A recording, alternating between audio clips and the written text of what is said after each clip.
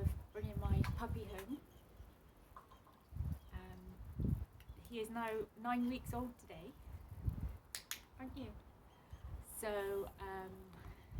only 3 more weeks until he can actually go outside. I think he gets his next set of vaccinations next week, so I need to follow up with that today.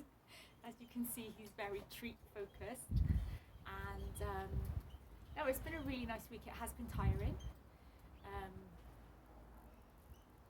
I think the most tiring thing has just been trying to adhere to the schedule, to make sure that he has the best chances possible of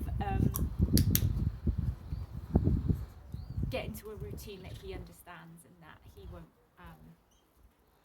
fret if I'm not here, which actually he's done. He's been really, really good because I've got the Ring doorbell on facing the inside of the house, so I can see what he's doing when I'm not here as well.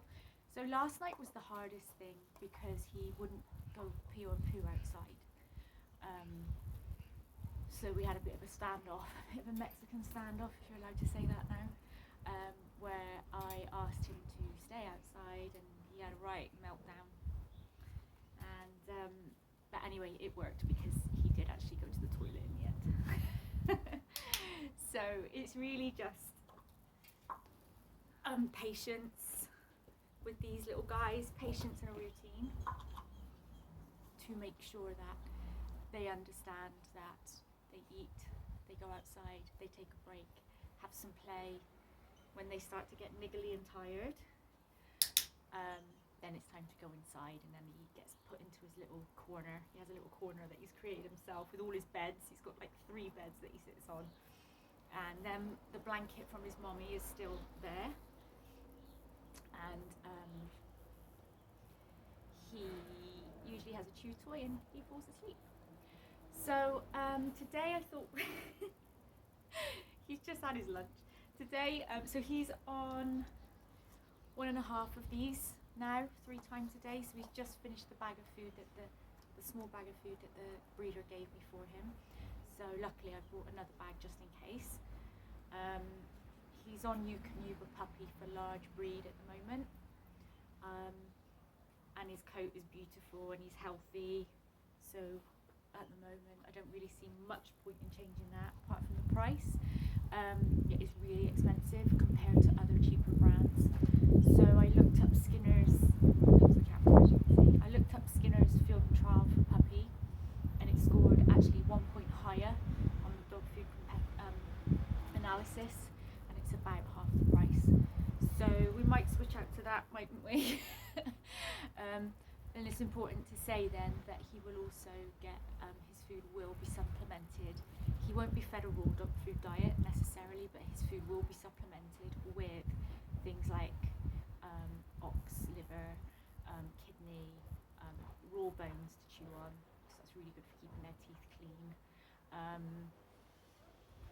and probably some tripe. When I went up to Crufts and met people that owned his grandfather and were showing, a lot of them use tripe in with the food, just to keep the coat nice and glossy. I'm looking into maybe using, my dogs get green lip mussel to keep their joints healthy. I'm also thinking about maybe some kind of fish oil to keep his coat nice and glossy. He's got an amazing coat for a little puppy, haven't you? Very shiny. So I thought we'd just wrap out really today with a few of the highs and a few of the lows. I think the highs are he's just been the most perfect puppy really that I think I could have ever been given. He's just fitted in really well. He's not destructive. If you ask him not to do something, he stops, because I usually redirect him to something else quite quickly. He's been really good with his pees and poos outside. He does pee inside the house quite a lot. He also drinks quite a lot of water. Not, when I say a lot, probably in between breaks. It's not something I'm particularly concerned about at the moment, because as he gets older and starts to go out on walks, all that will start to dissipate. As he starts to scent mark and things like that. What else? I mean, he's just so cute. He's just such a lovely dog. And it really shows that if you research your breed as well and go to a really good breeder, he's come from such a good home with lots of noise and people around, and he's not really scared of anything. I don't think. I've not seen him be scared of anything actually. But then he's not overly needy either. He's fitting in well with the other two dogs. They've been quite they've not been playful towards him, let's put it this way, but they definitely let him know where he sits in the pack right now. Some people won't like me using the word pack, but it's just an easy way to explain it. And him and Hobo get on pretty well. Rosa is hard. I mean, she's 16, she's a female, she's used to having her own way and everything. But she's taught him quite a lot of manners as well. So they do snuggle up together now and again. I'll come down and I'll find them each in the bed next door to each other. So yeah, they've all seemed to have got on quite well. The other two cats just come and look at him.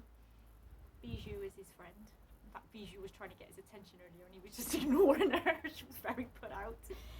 So downsides would probably be, the only downside is it is exhausting. Just trying to keep to the routine. I think for me, I've been a little bit exhausted with, in the back of my head, always thinking, oh God, is he going to be crying? Is he going to be doing this? Is he going to be doing that?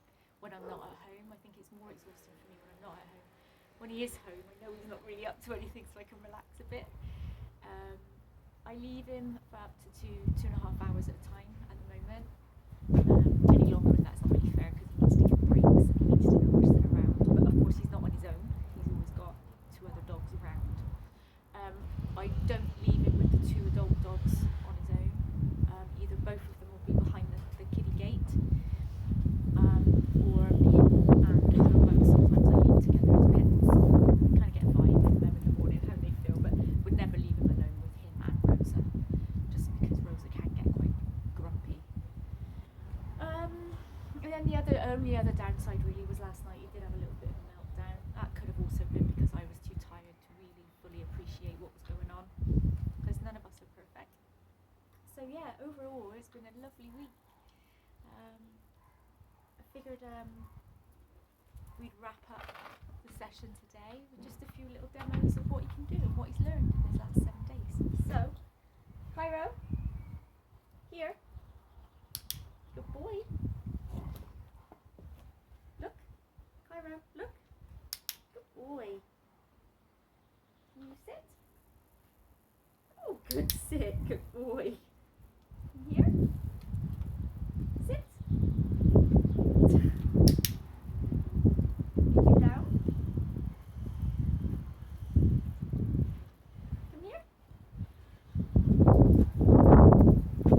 Down. Down. Good boy. Look. Good boy.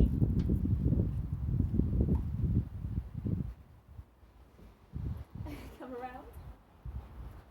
Look. Sit. Good boy. Down. Good boy. Blanky got you, didn't it? Stand. Stand. Good boy. Turn. Stand. Good boy.